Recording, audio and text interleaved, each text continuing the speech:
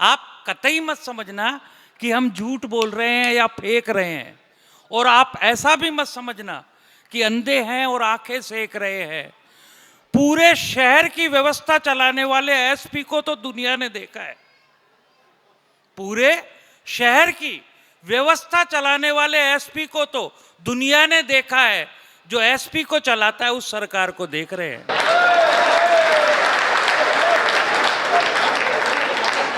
सही। अरे आपके कैसा हंस रहे हो? तब कैसा लगते है तो सुनो कि फूल जो होते तो बिखर गए होते, फूल जो होते तो बिखर गए होते, तारे जो होते तो संवर गए होते।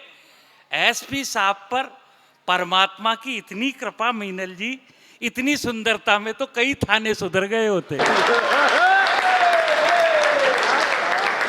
अब इससे ज्यादा चमचागिरी मेरे बाप को भी नहीं आती। आइए मस्ती करते। पुलिस की बड़ी कठिन नौकरी होती है सर। इनके चक्कर क्या होता है कि इनके सारा खेल स्टार का चलता है। 1 स्टार, 2 स्टार, 3 स्टार होता है कई बार।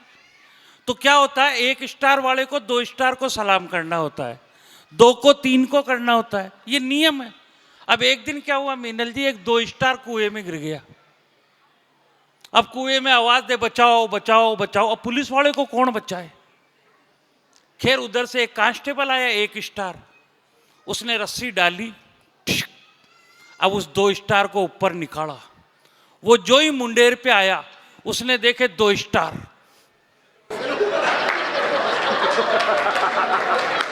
वापस कुएं। वो भगा हुआ थाने में गया, वहां 3 स्टार था। उसने कहा साहब बावरलाल कुएं में गिर गया। अरे कहते निकालू कैसे? प्रोटोकॉल। मेरे को सैल्यूट करना पड़ेगा। तू रुक मैं जाता हूं। अब के हो गया 3 स्टार।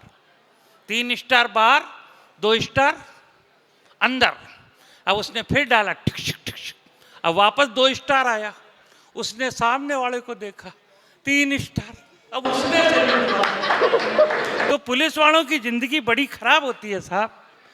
और मीनल जी को तो आपने देखा ही, इनके पति इनसे बुद्धिमान है। हम आए जब मालूम पड़ गया, हम गूगल करके आते हैं। एक बनिया गया आपवाड़ा, बढ़िया मकान बनाया 5-6 करोड़ का, और उसने एसपी साहब को कहा कि एसपी साहब मेरी मकान की तरफ कोई नहीं देखे, ऐसा काम करो। अरे क्या सेठ साहब आपने बनाया है, देखे क्यों नहीं? अजी का नजर लग जाए, आप तो ऐसा काम करो मेरे मकान की तरफ कोई देखे ही नहीं। कि चल ठीक है कोई नहीं देखेगा, तो मकान पे लिख दे पुलिस थाना, कोई घूम के ही नहीं देखे। तो मैं इस क्रम को जो बीच में व्यवधान आया था हेमंत के बीच में, उसको मैंने दूर करने का प्रयास किया। मीनल जी ये हेमंत हैं, डॉक्टर कुमार विश्वास के कार्यक्रमों में कई बार देखा होगा, देश विदेश में भी जाते हैं, टेलीविजनों पे भी आते हैं, ऐसा सब कहते हैं। कपड़े इनके अपने ही हैं, और नहीं ये हमारे में भी बुटीक होने लग गया। अब आजकल औरतें तो होने लग गई नीले ड्रम वाली, तो हम लोग ऐसे हो गए। एक बार जोरदार तालियां आप बजाए हेमंत की। देखिए सर, मैं आज हास्य कवि हूं। मुझसे बिल्कुल भी आशा मत रखिए कि मैं कोई ऐसी कविता आपको इतनी अच्छी सुना पाऊंगा। हम लोग कानपुर वाले हैं सर, हम लोगों को गंभीरता से नहीं लेता है। हम लोगों को लोग आधा पागल समझते हैं, और जो लोग हम लोगों को बुलाते हैं उनको पूरा समझा जाता है। तो मैंने ऐसा कुछ नहीं लिखा सर। मैं 4 पंक्ति आपको सुना रहा हूं कि मन करता है आपके सम्मान पर लिखूं, और चौथी पंक्ति में सारे सदन का मैं आशीर्वाद चाहता हूं। मन करता है आपके सम्मान पर लिखूं, देश पर लिखूं या राष्ट्रगान पर लिखूं, पर इतना बड़ा अभी तक मैं हो नहीं पाया जिससे मैं महावीर भगवान पर लिखूं, जिससे मैं महावीर भगवान पर लिखूं। कोशिश करूंगा कि कभी मेरी कलम भी चले। बहुत बढ़िया दादा संचालन कर रहे हैं। कह रहे थे जब तक भाभियां हंसे ना तब तक यहां से आपको यहां से हटना नहीं है। इतना खतरे में मुझे डाल दिया है सर, इतना बड़ा रिस्क दे दिया है। अब भाभियों का भरोसा नहीं, हंसती हैं कि नहीं हंसती हैं, लेकिन मुझे लग रहा है अब मुस्कुराने लगी हैं, क्योंकि इस समय सारा पुरुष दहशत में है। कब कौन भाभी कह दे कि चलो तुमको मेघालय घुमा लाएं, तो इतना अपने प्राण की चिंता सबको है। 4 लाइन में आपको सुना रहा हूं, अगर मजा आ जाए तो तालियों का महोत्सव देकर मुझे शुरू कर देना कि ये महिलाएं अक्सर हमको भ्रम में डाल देती हैं। ये महिलाएं अक्सर हमको भ्रम में डाल देती हैं, पुरुषों को निचले क्रम में डाल देती हैं, मन अगर आ गया तो रखती हैं आंखों में अपने, मन से अगर उतर गए तो नीले ड्रम में डाल देती हैं। वाह, ताली सारे लोग बजाइए एक बार हाथ उठा के जोरदार। आप सही है, क्या बात है। आप शुरू है। अब लग रहा है मुझे 10-5 मिनट आप सुन लेंगे। मैं सर कानपुर में रहता हूं, एक स्कूल में पढ़ाता हूं। हास्य कवि अगर टीचर हो जाए तो बच्चे का भविष्य आप समझ सकते हैं। हमने अपने स्कूल के एक बच्चे से पूछा, हमने कहा बेटा ये बताओ 1 किलो रुई और 1 किलो लोहा, दोनों में भारी क्या होगा? उसने कहा मास्टर साहब लोहा भारी होगा। मैंने कहा बेवकूफ, मैं जो तुमसे कह रहा हूं कि 1 किलो रुई 1 किलो लोहा, जब दोनों 1 किलो है, रुई भी 1 किलो है, लोहा भी 1 किलो है, तो लोहा कैसे भारी होगा? सर जवाब सुनिएगा। उसने कहा मास्टर साहब आप हमको 1 किलो रुई फेंक के मारिए, हम आपको 1 किलो लोहा फेंक के मारते हैं। तो तालियां कमजोर हैं आपकी? हाँ आपकी। हाँ तालियां बजाते रहिए आप, तो ऐसा लगेगा आपको समझ में आ रहा है। तो जैन सर हमने दूसरा क्वेश्चन पूछा, हमने कहा हिंदुस्तान में सबसे तेज उड़ने वाले पंछी का क्या नाम है? उसने जवाब दिया हाथी। हमने खड़े हो जाओ तुम्हारे बाप क्या करते हैं? उसने कहा योगी जी के बुलडोजर चलाते हैं। हमने कहा बैठ जाओ, हाथी सही जवाब। तो मास्टर भी बड़ा होशियार होता है। हमारे शायद कुछ अतिथिगण आ गए हैं, सर आइए। मैं पुलिस प्रशासन के लिए मैं कुछ नहीं कहूंगा, इनकी कई सालों से आदत है थाने में आने जाने की। मैं आज तक कभी नहीं गया हूं, लेकिन आपका जो सम्मान हुआ है मुझे बहुत अच्छा लगा। जैन समाज के कमेटी के लोगों ने आपका सम्मान किया। कुल मिला के ये कह सकते हैं जैन समाज की कमेटी ने पुलिस का सम्मान किया, क्योंकि उनको अवसर मिला। कमेटी को अवसर मिला तो उन्होंने पुलिस का सम्मान किया। जिस दिन पुलिस को मौका मिलेगा, वाह वाह वाह, ताली बजाइए सारे लोग एक बार जोरदार। वो आपका भी सम्मान करेंगे, करना भी चाहिए। यहाँ करेंगे नहीं तो थाने में करेंगे। मैं बहुत प्रणाम करता हूँ। बचपन में मेरे पिताजी भी कह रहे थे बड़े होकर अधिकारी बनना, एसपी बन जाना, आईजी डीआईजी बन जाना। मैं उनका सपना सर पूरा नहीं कर पाया। मैं जब पुलिस का बड़ा अधिकारी नहीं बन पाया मैम, तो मैंने कानपुर में अपना पर्सनल थाना खोल लिया। फिर दरोगा जी ने हमको असली थाना दिखाया। उसके बाद मैं कवि बन गया। अच्छा अभी थाने का नाम दे, थाना नाम सर हमारे कानपुर की देन है। थाना हमारे यहाँ मैम दरोगा जी किसी को पकड़ के लेके आते, कुछ कबूल करवाना होता है, एक दरोगा जी उसको लठ चलाते हैं और दूसरे दरोगा जी उसे कबूल कराते हैं। तो उस घटना में था, वो मुंडी हिला के कहता है ना था ना, वहीं से थाना नाम आया है। तो एक बार ताली हमारे शहर के लिए जोरदार बजा दीजिए।